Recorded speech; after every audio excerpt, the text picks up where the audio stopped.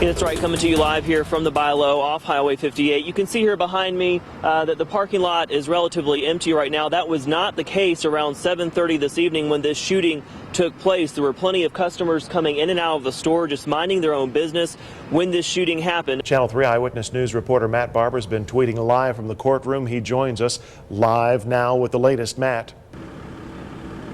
Well, Greg, I have to tell you, it's been a very emotional day here in the courtroom as Tasha Bates took to the stand in her own defense. Yeah, good morning there, Jed. Yeah, that's right. Everyone has their eyes on the skies waiting to see Air Force One touchdown. I'm standing right here just off the runway outside the airport off Lee Highway. Take a look down over here. Here's where all the action really is along Lee Highway. Hundreds of folks have gathered here today, a lot of them protesters. This was deemed the designated protest site.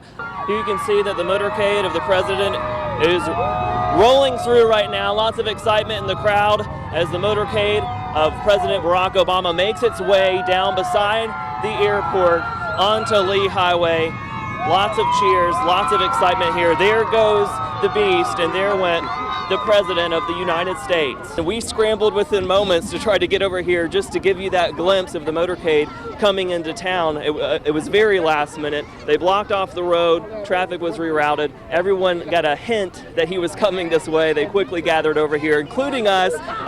Very much credit to our photographer Lee Lewis over here for scrambling to bring you those live pictures. There goes the president right now. You can see him driving past. He just waved toward our camera. If you don't mind, I'm going to stop and actually take a picture myself because it's such an exciting day. Hey, describe what you saw. What did it mean to you? I don't know if there's any words to describe it. When you see the Air Force One plane, excuse me, fly off here. You're tearing up. Why are you getting so emotional? I don't know. I guess because I always wanted to see it, you know, and I always wanted to see a president. It's a once-in-a-lifetime thing, isn't it? Yes. It's God bless, and God bless America. Well, thank you so much, Sherry, for giving your reaction to us today. There you go, firsthand. A lot of people got emotional over seeing the president come to town today. Back to you guys in the studio. Thanks, Matt. Well, Callie, that's probably the most frustrating thing for residents right now, the fact that there's no definite timeline on when they can get back into their homes at Patton. Well, Antoine, Patton residents are now staying in 6 different hotels across the area, including this Motel 6 here on Williams Street, with Patton Towers owner PK Management footing that bill. Yeah, that's right, Cindy. I'm coming to you live from in front of the VW plant here. On the heels of those charges being filed this morning, take a look over to my right. You can see where folks are signing a petition. And as you see, Channel 3 Eyewitness News reporter Matt Barbour is live with our local Election Day coverage. Matt, is there anybody voting? That's what I was about to say, David. I'm here at the Amnicola voting precinct just off Amnicola Highway, and here's a live look at what's going on, or what's really not going on. Some officials heading the operation say this event is taking more resources than the 2011 April 27th tornadoes, which ripped across several communities throughout the Tennessee Valley. Today, Patton Towers owner PK Management was in town.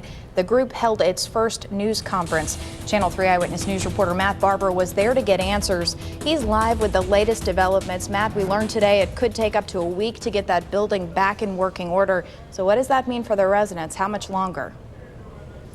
Well, Callie, that's probably the most frustrating thing for residents right now, the fact that there's no definite timeline on when they can get back into their homes at Patton. There are still 117 of them staying here at the Brainerd Rec Center. In fact, they're still feeding them dinner right now. Now, we talked with the facilities director for PK Management. He came in from headquarters, and he says it's going to take as long as 6 to 8 weeks to get those specialized parts needed to repair the more than century-old electrical system that was fried in the fire. In the meantime, this shelter is still going strong. To be transitioned from there to here, man, that's a great big out-of-the-box experience. Patton Towers resident David Elliott says the past 3 days have been a test on not only his patients, but also all of his neighbors staying at the Brainerd Rec Center. At first, it was a roller coaster that was really, truly going up. All 241 Patton residents were evacuated Tuesday night when the electrical system caught fire in the basement. The entrance remains taped off. No one can get in. We've had a very taxing operation. Red Cross CEO Greg Waite says the chapter is spending roughly $10,000 a day between medical and mental health teams to keep the shelter running. The residents have been wonderful. They've been great. They know that we are working hard to meet their needs the best that we can. The Salvation Army has been providing breakfast, lunch, and dinner. The people here has been wonderful to us. They've been compassionate with us. Janice Brooks has lived at Patton Towers for 5 years. She says from the moment she was evacuated, it's been a whirlwind. When we first got here, it was rush, rush, rush, rush, rush. She says the experience has really brought her closer to her neighbors. Some of the elderly folks, we've been trying to watch over them and help them and stuff, because they should not be here. They should be in a comfortable place. And PK Management's facilities director, Joe Conti, says they're working quickly to fix that. I understand in a situation like this, nothing's going to be fast enough. We understand that completely. And the mayor is also trying to reassure them. We care about you.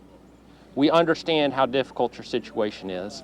In the meantime, Elliot wants more than talk. He's ready to go home and for things to get back to normal. I love Patton Towers. I like being able to be convenient to go in any direction in the city for $1.25. And Mr. Conti says 10 social workers with PK Management will be here tomorrow to help residents sort out some sort of temporary housing solution. Now, coming up on Eyewitness News at 6, we asked Mr. Conti why residents are just now getting some clearer answers and what, if anything, could have been done to prevent this whole mess to begin with. Reporting live from the Brainerd Rec Center, I'm Matt Barbour, Channel 3 Eyewitness News. Good evening. I'm Cindy Sexton. And I'm David Carroll. Here's what's happening. Students at UTC say a controversial evangelist disrupts the campus. Today they were out protesting against her and the school. Well, the response comes after a student was arrested last week. He says he was just trying to ask the woman some questions, but police say he didn't follow their orders. You saw the arrest video first on 3. Now we're hearing from both the student and the preacher. Matt Barbour is here with what they had to say. Matt? Well, Cindy, this here is that cell phone video of the arrest. It's making the rounds online. Students say they're outraged that 24-year-old Cole Montalvo is facing charges of disorderly conduct, resisting arrest, obstruction of justice, and inciting to riot. He says the officers' actions were over the top. I think they did their job according to Romans 13. It's not my say if they went too hard or not. It's not my job. I'm not a cop. I wouldn't know what to do. I'm a preacher. Angela Cummings says it's not her fault 24-year-old Cole Montalvo was arrested while she was preaching. I go with whatever the campus wants to do. If they set up rules, I'm going to go by their rules. And the students should go by the school's rules, too. He pays to go to this school. Cell phones recorded as officers took Montalvo to the ground, and Montalvo used his phone to record himself in the back of a cop car. I tried to walk up to her and ask her why she was calling us sinners, why she's trying to get us to repent by yelling at us or ridiculous stuff like that. And apparently that's illegal, and I was arrested for doing so.